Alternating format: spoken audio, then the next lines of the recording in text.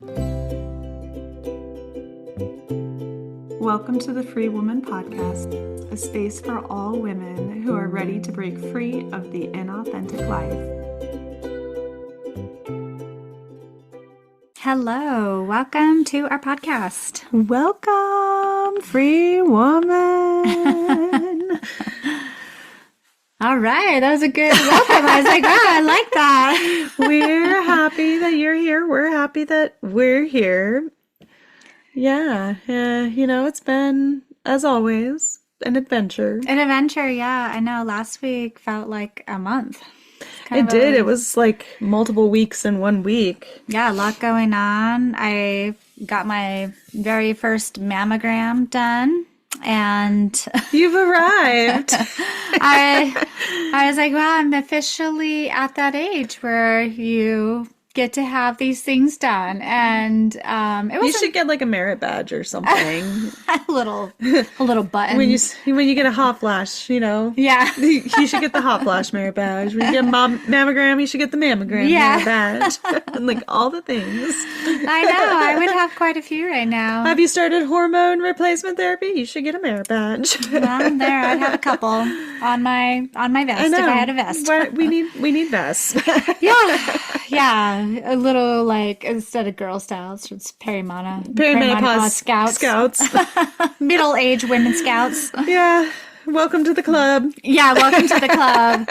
You've arrived. You've arrived. Man, it is something. It does feel like it's like, I think for me, I had signs for a little while, but then it was like overnight when I realized I am perimenopause and really kind of shifted my mind, my perception of things, and had to accept that, we are getting older.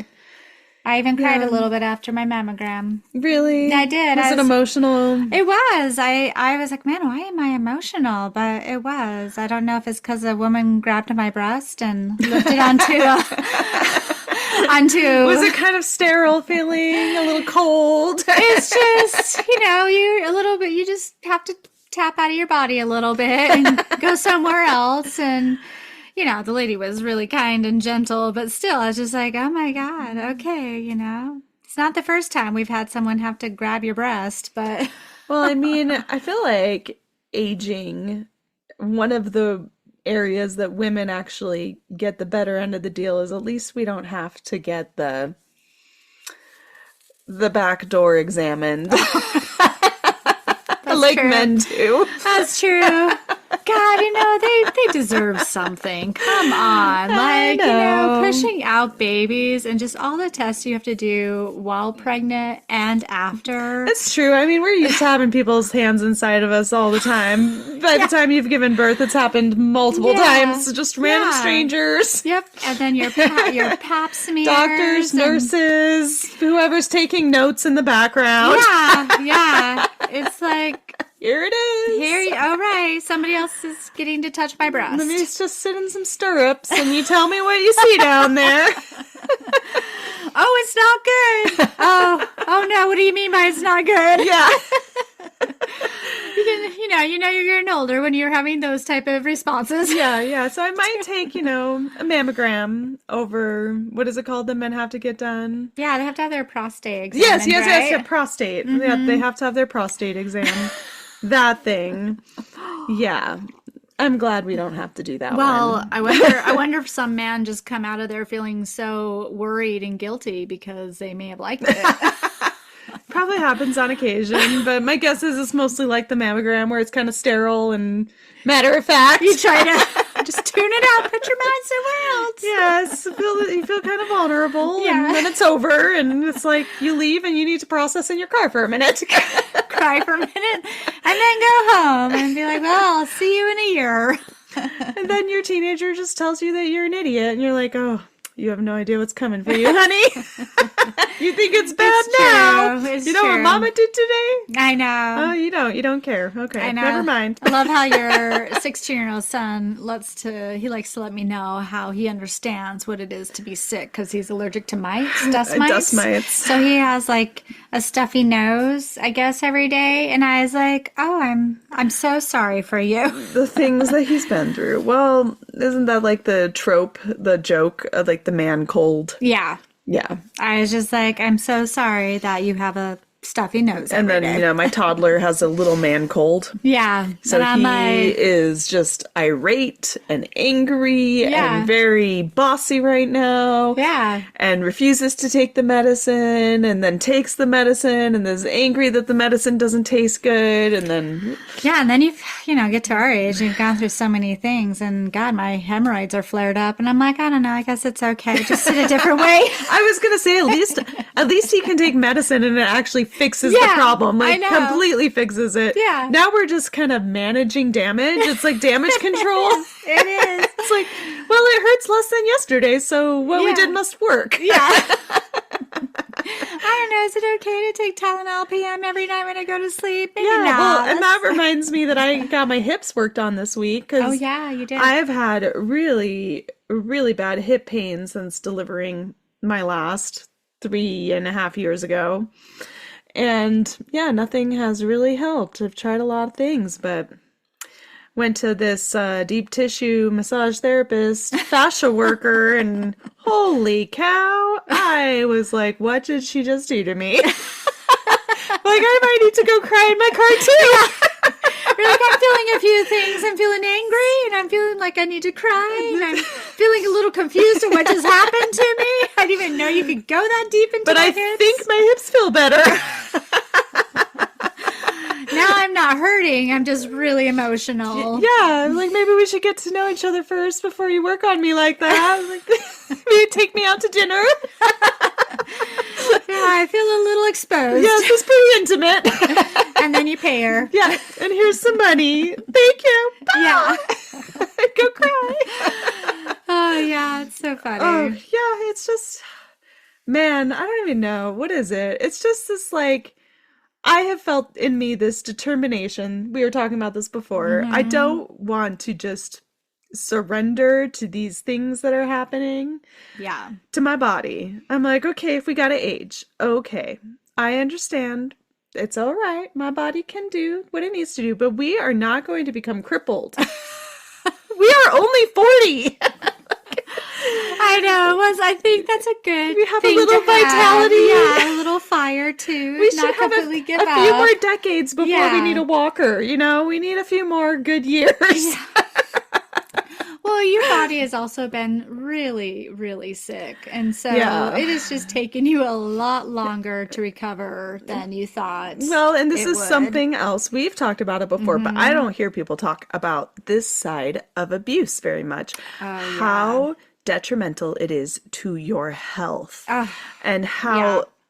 the trauma of leaving the abuse, breaking the trauma bond, breaking the cycle, and then, doing all of like the family cycle trauma shit that got you into that relationship, how extremely stressful it is on your immune system. Well, not only that too, like if you grew up with As I'm like sick right now. Yeah, I know. I'm sniffing. She's been just nonstop. It's sick. been a bad winter, but I say that every winter, so it's just life now. It is. But, also if you are raised in very severe abuse, scary abuse, any type of abuse that really stresses your nervous system, your immune system, just your body overall, your mind, or if you are like married to someone for a really long time and experience that, the body is using all of its survival hormones to keep your body at balance. And then eventually it just can't do that anymore. So you're already using up your battery.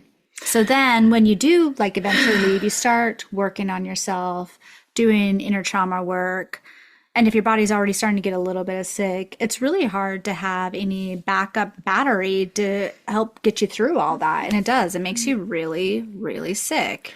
Well, and I've noticed that people who never do their work, who never go into those really deep trauma memories and move them, that they tend to physically do better Yeah.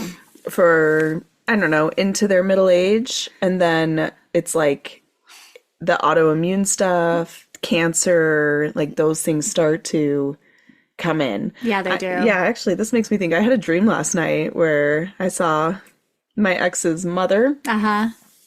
And in the dream, I realized that I used to physically be in the same kind of wavelength as her. Uh-huh. I don't know if this is making any sense, like the trauma energy. Yeah. Yeah. Like I had been in that same kind of physical trauma holding place. Uh-huh.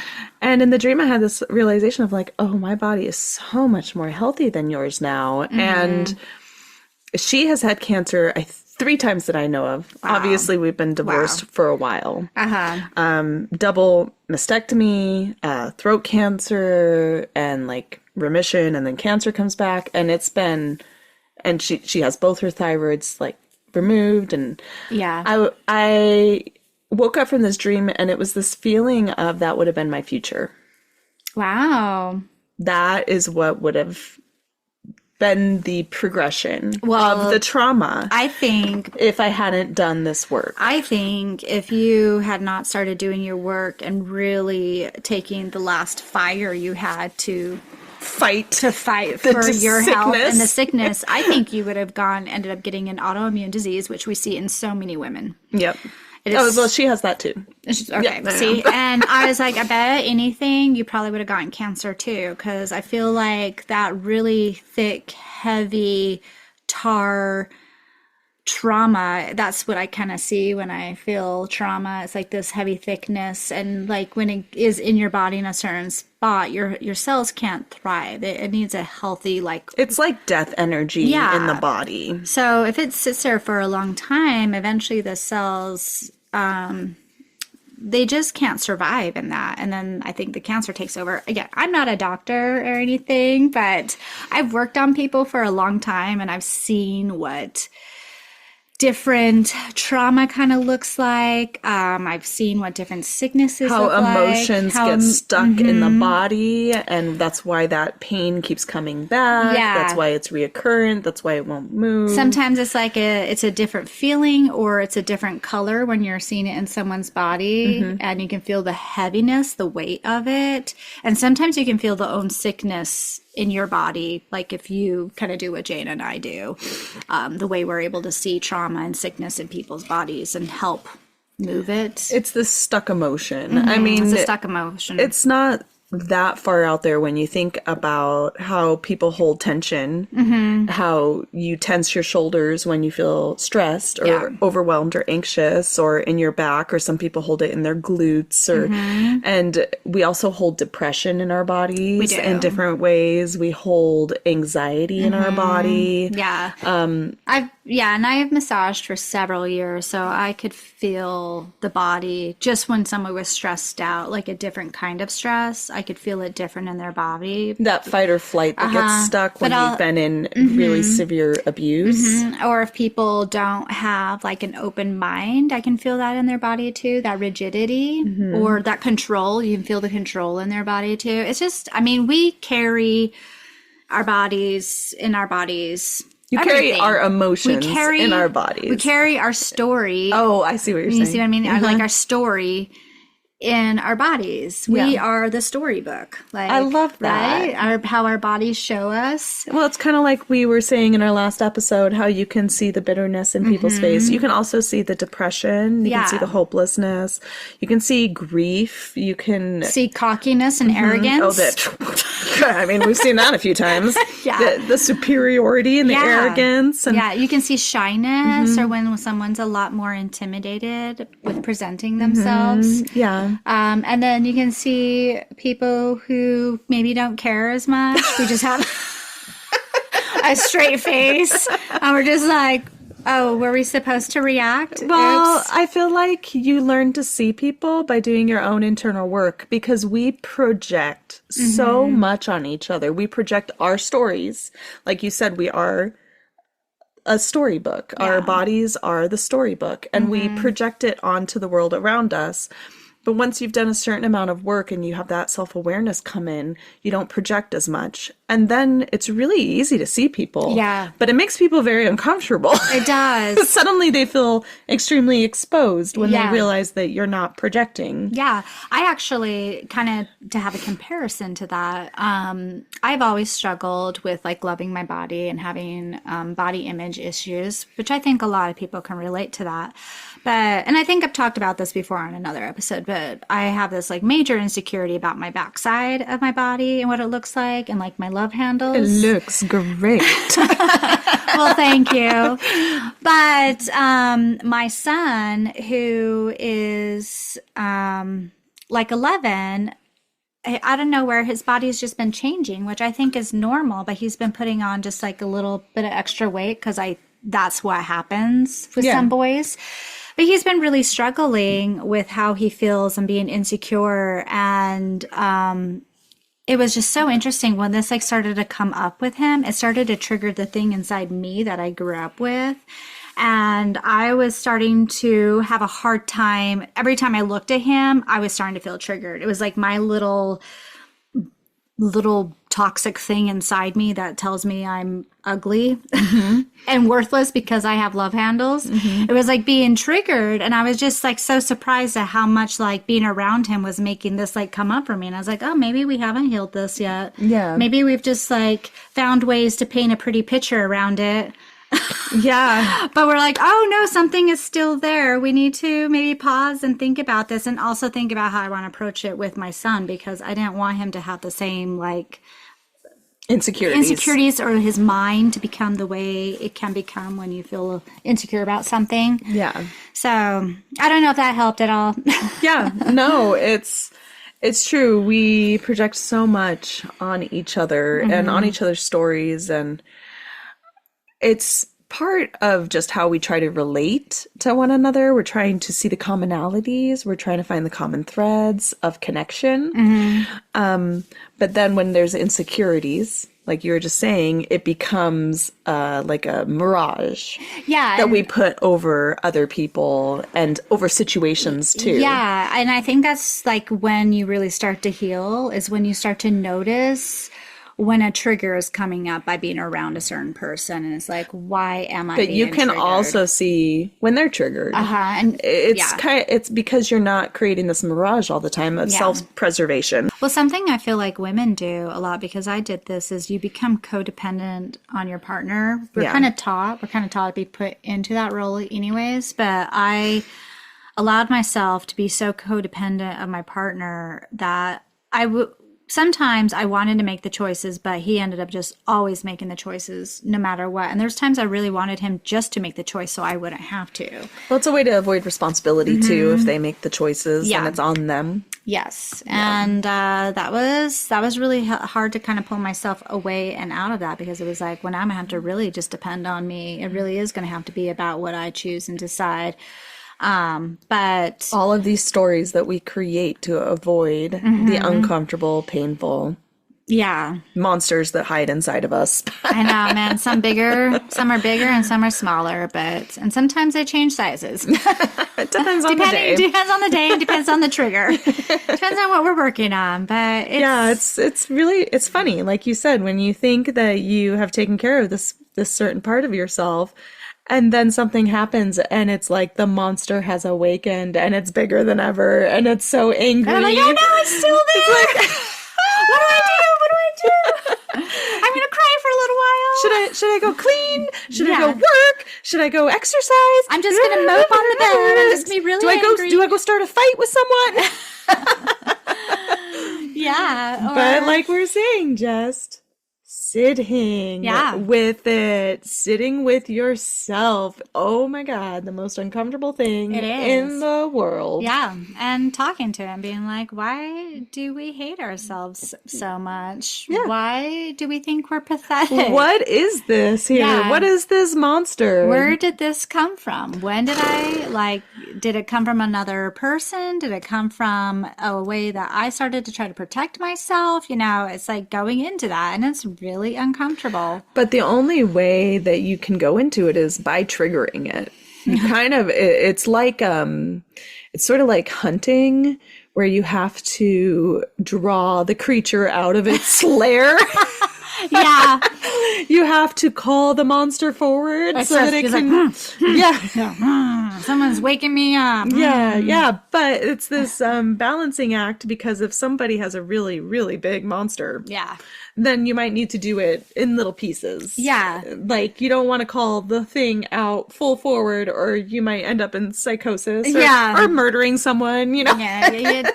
It could be ugly. It could be bad, yeah. And so you got to do it in little pieces, but In a very loving way, because it is hard. And yeah, just call forth the parts that are ready to be seen. And maybe do this with someone like a trained therapist that knows how to a very safe person that's experienced in these kinds of things. And they can help you, and they can guide you, and they can also know when it's time to maybe pull back, when they can tell you are really struggling, because it's bringing up a lot of emotions that maybe you didn't realize were even there.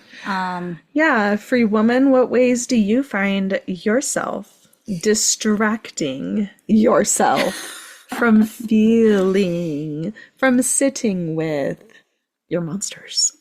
Yeah, going on a lot of walks, Just running. What emotion is your most uncomfortable emotion? Which one do you hate feeling the most? I think feeling angry is really hard for me. And when you start to feel that emotion, what do you do to make it go away? To make it numb, to make it stop, to make yourself not have to feel?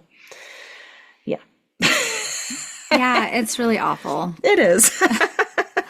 But I think that the relationship addiction is an interesting one, because we're kind of aware of it, but I don't think we often look at self-destructive relationships as the addiction that they are.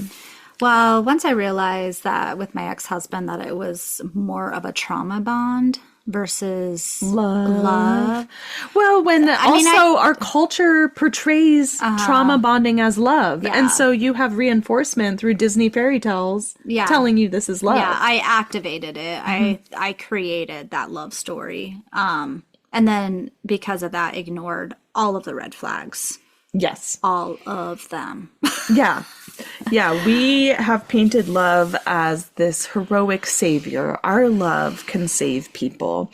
We can love people, and it'll make everything rainbows and joy. Look at all of the love movies. It's all about that's like what I mean. a guy or a woman like abusing you, and then they find out how much they love you and ask for forgiveness, and then you're just so overjoyed that they finally see you, and you forgive them of everything, and this like beautiful romantic ending. And I'm like, he just treated you like shit. Yeah. He just like slept with your best friend. Like, I don't think it should be that easy just to brush it off. Yeah. But when you're so deeply like addicted to someone, like the feelings, the emotions, and the everything. love fairy tale, it kind of puts the burden on the person who's giving the love, who's giving the healing, rather than respecting that other person's individual journey of like, they need to figure their shit out. You know, if he's sleeping around, he's got some major internal work to do. This isn't a love him better. Oh, he said he's never going to do it again. Yeah, love him better. If I just love him better, if I'm just more available, if I just pay more attention to him. Yeah, that's what I kept telling myself, is he never got that love from his mother, his parents. No one ever loved him. I was going to love him. I was going to give him like pure love. And then he would have that thing he never had, and he'd finally be able to become this amazing person that I knew he could be. And it's a love him better fairy tale. Yeah. I would have to sit and think about my time with my ex-husband, because I don't really know what I was thinking. Well, you were thinking it was normal. I was thinking it was normal. Had been taught that love hurts. Yeah, and I was very asleep. Like, that is just like the best way to put it. Like, and a lot parts of me are starting to wake up from that relationship and finally actually being angry. But when you look at the Disney fairy tales, Sleeping Beauty, Beauty and the Beast, which are my Snow favorite. White, Little Mermaid, all these fairy tales, if you go to the original fairy tale, they're very dark. And there's a lot of warnings, pretty dark warnings in there. But Disney, it took out all of the medicine. It took out, and they just wanted to make it pretty. They took out all of the medicine. They took out all that sacred darkness that was in there. And they made it this, like, fairy tale, pretty, happy thing. Yeah. And so then all of us who grew up with these whitewashed fairy tales, we don't understand red flags. We don't understand how dangerous these relationships can get. Also, like, our religious upbringing, to me, I just remember sitting in Sunday school and the women there that have their husbands just telling us, like, you'll just know when you meet him. It was like a fairy tale. It was this fantasy. And there was just this almost like happily ever after as soon as you did. So I do remember when and what's unique about the LDS church, the Mormon church, is they believe in a pre-existence. And so it's sort of the idea of soul contracts. Yeah. That we knew each other in the pre-existence. And so we like made a deal. We made agreements. Yeah. With the people we're going to marry, the person, because you're only married one. I mean, if you're a woman, you marry one. Yeah. With the person that you were going to marry. And so I always had this like belief that because I had married him, clearly we had made this contract in the pre-existence. I'm just going into like the neurosis of being raised Mormon. Yeah. But yes, I believed that we had like contracted to be together. And so we were like soulmates. It is the idea of the soulmate. And then, you know, we left Mormonism, but then like the New Age reincarnation mythology that's kicking around gave me the idea of soul contracts and soulmates. So I still hung on to this idea that he and I like were meant to be together. Came here together to do this. Yeah. And then I just had this realization towards the end of my marriage that maybe the contract was for him to teach me some really hard things, not for us to die together in misery. Well, maybe the contract was to teach me that I could say no to something that didn't honor me. Yeah, well, I definitely don't believe in soulmates anymore after all of that, because I thought my ex was my soulmate too. But I think... Well, not a one and only, one and done soulmate. Absolutely not. But I'm like, I think, now I see it as like, I think each relationship, whether it's a partner or a friendship, comes into my life to help me to grow and to see parts of myself, because each relationship I have, it's going to trigger parts of me. It's going to trigger parts of my wounds or parts of myself I hide. And so each person that comes in, friendship, person, I don't hold on to this like idea that this is going to be forever, or we planned for this to come to be, but it's more of like, oh, I'm learning something right now. Yeah, but these kind of toxic ideologies, toxic mythologies that are kicking around in our culture, they support and reinforce the trauma bond. Yes. The trauma bond that it becomes a dangerous part of any abusive relationship, where you are going through cycles of love bombing, devaluation, discard, repeat. We're soulmates, so we'll just make it work no matter what. And then it just becomes this addiction fairy tale of like, oh, it's just so intense because we're just soulmates. Mm-hmm. Well, I remember at times in my relationship with my ex-husband, we definitely had times where we would fight, and then you have like makeup sex, and it's like this incredible experience because you're like making up. And I remember you're reconnecting after this really harrowing experience. I experienced it with my boyfriend after my divorce, and he was very scary and toxic, but he did something that really like bothered me. We didn't talk for a few days, and then we made up, and I noticed it again, this feeling of euphoria, this really good feeling coming in of like making up, and even my body was like craving it, like even when he's like, oh, what's going on, you're like in a really great mood, he's like, this is great, and I'm just afterwards like, oh, what was that? And I have realized that I kind of crave it. I kind of crave the abuse because it feels so good to be needed afterwards and like they want you again. Yeah. And so that's been something I've had to really pay attention to also, is like make sure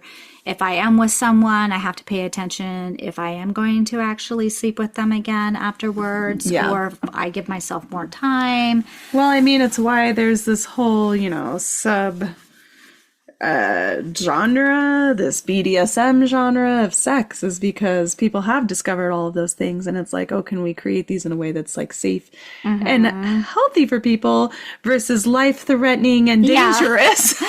Yeah. Because it's part of our system. Yeah, it feels good. It feels good. It feels exciting. It feels stimulating. Well, and especially when you're with somebody that you've been with for a long time with, your trauma bond with them, and then you guys kind of have this game you do with each other, and then it's like, oh, like he still loves me, he still wants me, and it really does give you such a high. Well, you talk about the story and how we make this story, and we get others to participate in the story with us, and we find people whose traumas kind of match.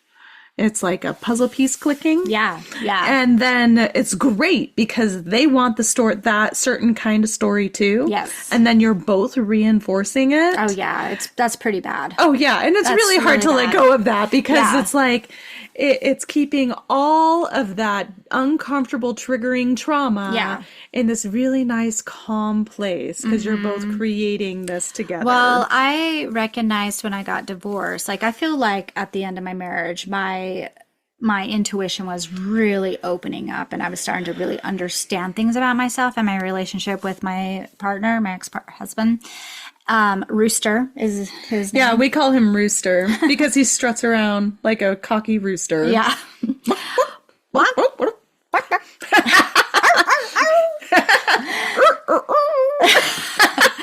Yeah, he's really special. Yeah. It really makes it easier if you can just like find funny ways to laugh at them, because otherwise you just want to punch them in the face all the time.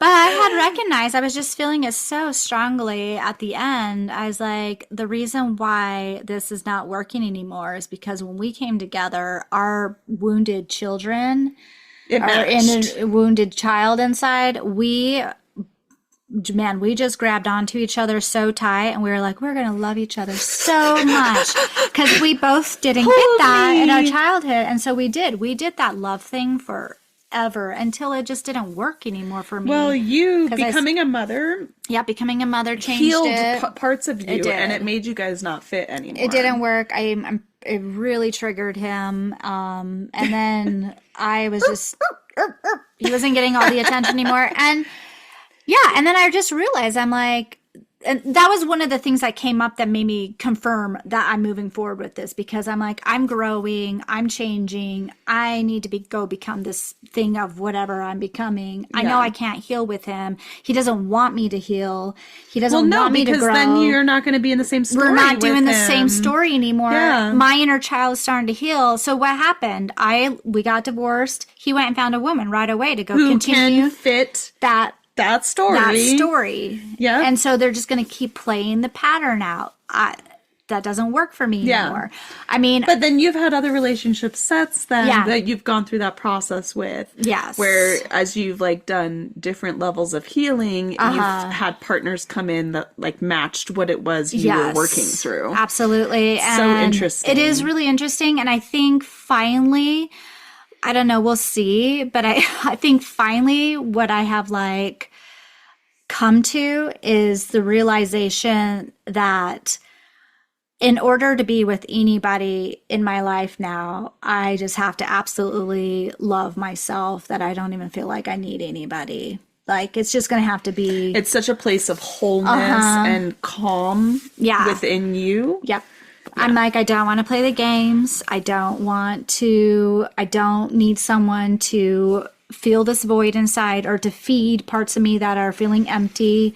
Yeah, and what really you need to have like a long-lasting relationship with someone is someone that allows you to grow. Yes. That celebrates your growth and your healing, and vice versa. Yeah. Versus being attached to you staying in a certain place so that they don't run the risk of losing you.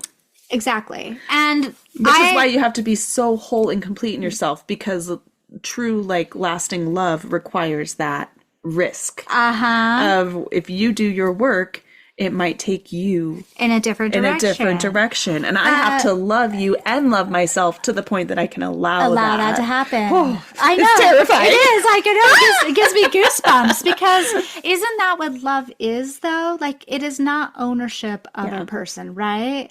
And you would think. I mean, know. because all of the Hollywood shows are saying otherwise. Oh, I know. Well, I know. Well, this is what I think when you finally get to a stage of really deeply understanding yourself, your trauma, your wounds, the things that trigger you. I think that is when maybe you can step into a relationship and see if you can help each other grow. Yeah, it's made it hard for me to enjoy, romance novels and stuff in the same way, because there is such a strong trope of like ownership that runs through romance novels and is seen as romantic, where he is jealous, possessive, or she's extremely codependent. And he's got to save her, or she's got to save him, and they've got to that soulmate thing of you're mine and you're mine forever. And I think women love that, because it's this idea of, he's never going to let me go. I'm going to belong, and it's almost father-like. Yeah, I'm going to be safe. I'm going to be held. Yeah. And all of those things are very arousing and attractive when you haven't healed certain parts of yourself. Yeah, I mean, of course. And I know, because I was attracted to those things too. It's like, let someone else do it. Let someone else do this for you. Yeah. Yes, let me be the one kind of blood that the vampire wants of all the women. I know, right? Yes, be addicted to me. Please be addicted to me. But, if you want, I think, in my opinion, after being married, divorced, several different relationships, it's like, I want someone who's going to be my equal. Very mature energy of like, what are you bringing to the table? Exactly. What do you got? What do you got? Because, because I've been through all of those other fairy tales and not doing that anymore. Doing it. Not doing it anymore. I'm a single mom, got a couple kids. The body's destroyed right now. Not to shame people's fantasies, because I get it. Yeah. But I think how it's shifted for me as I've started doing this work is when I notice I have a fantasy, or I'm really attracted to certain things that maybe are toxic. Yeah. I sit with myself and I think, so why do we really want that? Why is that so alluring? Why are we so attracted to it? Like, I kind of play with it a little bit. Yeah. Rather than being like, no, you're not allowed to have that fairy tale. You're not allowed to have that fantasy. You can't enjoy that romance novel. You're bad. It's more like, what is it about me that finds this so alluring? Why am I attracted to that? Yeah. I know there's definitely some aspects. Play with it rather than let the shame come in. Yeah. Rather than Don't shame yourself. We're allowed to have fantasies. It's just, how far do you let that fantasy go? You were even talking about with the makeup sex and how it's like, whoo, this is really fun. It's like, okay, well, rather than feeling shame about that toxic cycle, maybe it's like, okay, well, why am I so attracted to this? Like, why do we want this so much? And maybe there's playful ways that you and a future partner could do that rather than this super toxic repressed way. Well, and I think that's great. And as you were talking about that, I was thinking about it. I was like, I think that would be fun to explore now that I'm in a healthy place. Yeah. Because before that was like an addiction. Exactly. Yeah, that's what I mean. It's like everyone has these different coping mechanisms, these different fairy tales, these different addictions, the things that work to take the edge off for you. Some people eat. Some people, it's like the mindless eating helps them numb their emotions. Yes. Yeah. Some people control their food. We all have different tendencies to help us with our whatever emotion it is that's most uncomfortable for you.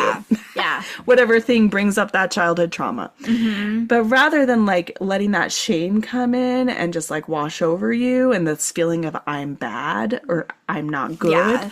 Well, shame's not going to get you anywhere. No. You just play with it like a little kid. So this is a good time to self-reflect. This is how you kind of do it. You're feeling those negative feelings.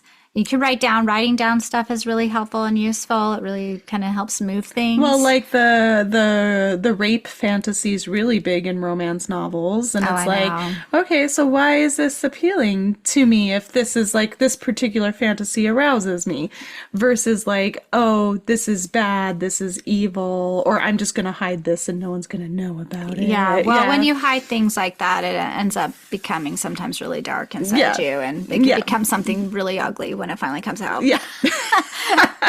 Yeah, and I'm just throwing out different examples to try to like illustrate for people. I think it's great.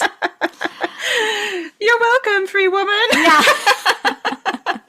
Don't be ashamed. Don't be ashamed. No, I mean, growing up Mormon, growing up in a very high demand Christian religion, shame is the bread and butter of what makes those systems run. Oh, yeah, they have power over you. They do. They induce that shame inside you. Yeah. Like, and guilt and ugliness. And it's like they take everything from you. And then you have to go to them for your worth. I know. For permission to be worthy. Yeah. It's really awful. Fuck that. Feels like a rape. It feels like rape energy to It me, is. too. It's spiritual rape. It's rape of the most sacred parts of you. Yeah. Yeah, you should never have to go talk to a overweight white man in his office alone about these things. To beg him for worthiness. No. For permission to enter God's house. God, no way. To partake of sacred rituals. Yeah. No. Yeah. Mm-hmm. Well, anyway, yes, shame is what keeps us in the abuse cycle. It's what keeps us spiraling. It's what keeps us going back to our addictions. Also, when you're in this like shame energy, a lot of times if you're with a toxic person, they know how to bring your insecurities to the surface. Whether they're like your shame, conscious of it or not, they will intuitively bring it out. Well, if you've been with them for a while, they do. I mean, my ex used to, Mr. Rooster. Well, Mr. Rooster is not very smart. He's about as smart as an actual rooster. Yeah. But they intuitively know that when they treat you this way, they get this reaction. And they learn over time. It's a way how to play you. What is it? Coercive control. Coercive control. And it really is confusing when they've done that to you for a long time. And they don't. It's like a yo-yo. They learn how to like put you out and pull you back. Yeah, and they'll usually in the beginning it's not as big. Like the yo-yo swing is pretty small. Yeah. But once they got you hooked, they really And if you are unfortunate to have a very intelligent abuser, it becomes more like cat and mouse where they're playing with you. Yeah, it's pretty and dangerous. they're like, oh, I scratch a little harder and the mouse squeals and then you let it run a little bit. And they like it. They like it. And they get a little off of it. I scared the little mouse and I kind of liked it. Because it makes them feel powerful and it makes them feel in control. Yeah. And people with trauma, really deep trauma, like abusers have, they like that feeling of power and control. So that's why it's really confusing when people are always like, why does she go back to her abuser? It's a really... and then you shame them for going back, and then it feeds the shame spiral. Yeah, so then she's like even more And then they go back even more because this is the only person who loves me and this is all I deserve. And this is the only person that sees me. And I deserve to be abused because I'm a shitty person. I'm a shitty person. You just have all this like shame and guilt. Really what they need is for you just to be a friend and say, what do you need from me? You're not a bad person. You are just stuck in a very abusive situation. A very difficult situation. Because that's the other thing with abusers is as they escalate the abuse, as things become more severe, they time it with you becoming more dependent on them, more addicted to them. Yes. And they play with it. They play with how far they can push it, with how much they can let the crazy out. I was just going to say, and then their crazy makes you feel crazy because you're like, well, what happened to that really nice person I fell in love with? Yeah. Well, that was a mask. That was in the early stages of the relationship, we all put our best foot forward. But abusive people who already tend to play games in their daily life, they wear masks, they will purposefully create a persona that fits your trauma. Yeah, They will read you and they yeah, will purposefully feed yeah, all of the insecurities and codependency and yeah. fantasies that you've They created love bomb you pretty hard like too. crazy. Well, so my ex, we call him Survivor Man. So Survivor Man, when he was bringing in a new woman, she had certain career ambitions, and he promised her and created these illusions and these lies that he was the person who could help her get to where she wanted to be in her career. Yeah. He didn't actually have any of those things, but he had enough pieces that he could kind of piece together Yeah. this illusion. And so she thought that not only was she meeting this guy who's so nice, so kind, so thoughtful, so brave and helpful, but she's also meeting this guy that is her connection to all of her career aspirations. Yeah, so that's how they get you. That's So how they that get marriage their... lasted about 3 years. Yeah. Well, as we were talking about, that was actually making me think about what Mr. Rooster and how he did it. Like He did that. lived in Florida and I was in Idaho, still in high school, and we were talking over the phone, and he loved bomb me so hard on the phone, but I was so insecure and 17 and already looking for a husband. Cause that's I what was like how you taught. said that. He loved bomb me so hard on the phone. It like sounded sort of sexy. It was. Like, damn. It was good. Ooh, that phone rings and I get a rush of dopamine and damn, here it is. I felt pretty special. I mean, He's calling me. Yeah, it was. I actually really felt that way because there was other girls really attracted to him back here in Idaho because he would come visit. And I felt like I got the guy, like really special. I got the one that all the girls want. But, then we started talking about how we're going to make this relationship work. And I kept trying to ask him to come to Idaho because I had all my family and That's where your whole life was. my whole life is. And then he started to slowly He lures you. really starts to convince me why I need to go to Florida. And Come here, little girl. and it worked. Yeah, it worked. It did.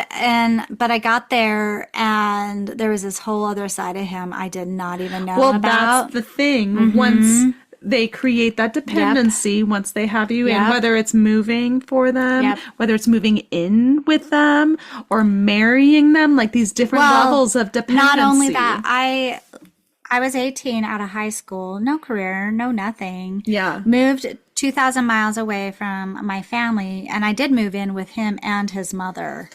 And yeah, you were completely dependent on I him. was so he had completely no dependent. reason to love bomb anymore. And then if you have a shitty family, shitty parents who actually don't care about you or are going to help you, I was like, well, this is it. This is what I chose. This is my life. I had to make it work. And those first couple of years were really hard. I would have panic attacks all the time. I didn't know they were panic attacks. But this is also how they create the trauma bond because they start to escalate the abuse as you become more dependent. Yeah. And once you're fully dependent and the abuse is crazy land, crazy making, you have to create some kind of story so that you can survive because leaving doesn't feel possible. Yep. And so you create the fantasy of like, well, this is just because we love each other so much. This is just because our connection This is is my so soulmate. deep. This is my soulmate. And so you create a story based on survival. And then the addiction starts to set in because you're getting the intermittent dopamine spaced farther and farther apart by more traumatic abuse in between. Yeah, and he did. He kind of became my everything. And I just kind of you just crave I them. did. He was my, I guess in a way, he was my Spanish savior. Yeah, and the abusers, because they have this very deep insecurity, they just love how that worship makes them feel, how powerful it makes them feel, how secure it makes them feel, and in control, all things that they crave. And I did, because I was so blind, so young, so asleep, so insecure. I ignored all the bad stuff, even though it really made me hurt. I tried to stand up for myself a few times, but then again, I just ignore it. But I just like put him on such a pedestal and he loved it. And so, yeah, he would just treat me however he wanted and would just continuously get away with it. People on the outside who haven't like watched this process play out and haven't been in it in an abusive relationship to understand. They're just like, why don't you respect yourself? What's your problem? If a man ever treated me like that, I'd just walk away. Not understanding all of the layers of conditioning and trauma that have gone into creating this like perfect, horrific storm. Yeah, it's a lot harder than you realize. It just takes a place inside of you that wants something better, something more, or maybe like an ounce of love, like towards yourself that gets you out of it. Requires just really, really deep trauma work. It does.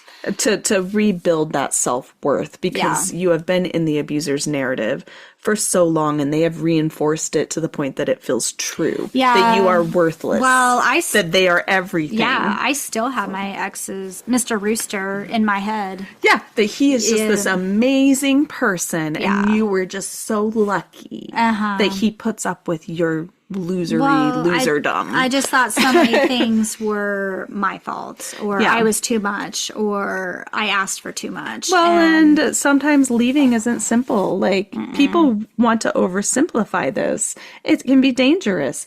Poverty is pretty much guaranteed as a result.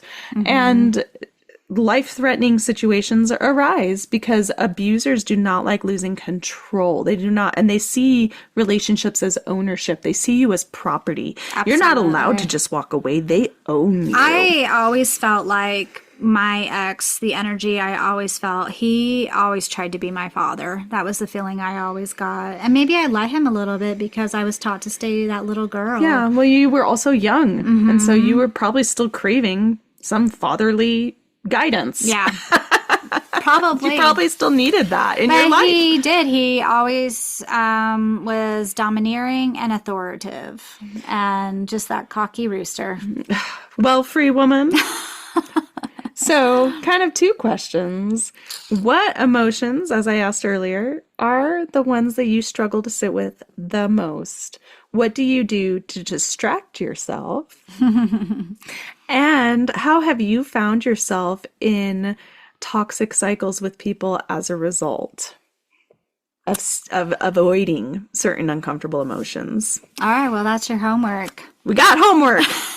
Just kidding. We don't do homework here. You do whatever you want. If you feel compelled to go within yourself, if it's in alignment for maybe you, give it a try. Give it a try. Let us know how it goes. Yeah.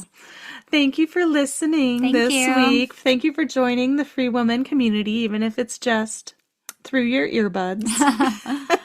We appreciate you being here. Always. Thank you for your support. Remember to like and subscribe.